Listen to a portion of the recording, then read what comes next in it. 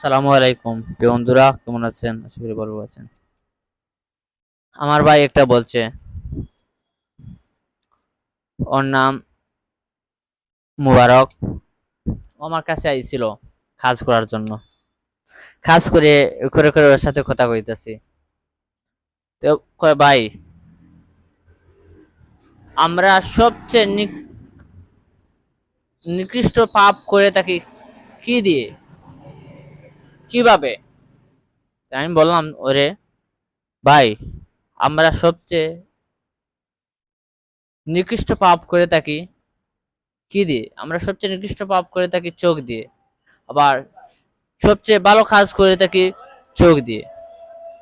ভাই বলল, কিভাবে? আমি বললাম, একজন মহিলা, দুইজন মহিলা, একজন আনড্রেস আর একজন হচ্ছে ড্রেস, মানে একজন বোরকা পিন্ন আর একজন ড্রেস পিন্ন, দুইজন দুই দিক দিয়ে, দুইজন দুই দিক দিয়ে কোনজনের প্রতি আপনাদের চোখ যাবে বেশি? ও বলল যে ড্রেস পিন্ন ছিল ওর প্রতি চোখ যাইবে বেশি। আমি বললাম, কিভাবে ভাই? কয়, ওর তো ড্রেস নাই, ড্রেস ছাড়া, এর জন্য ওরেকে বালা লাগতেছে। আর যে বোরকা পিন্ন, এর তো ভালো লাগতেছে, ঠিক আছে, ওর প্রতি তো চাওয়ার কোনো আকর্ষণ নাই। কিভাবে?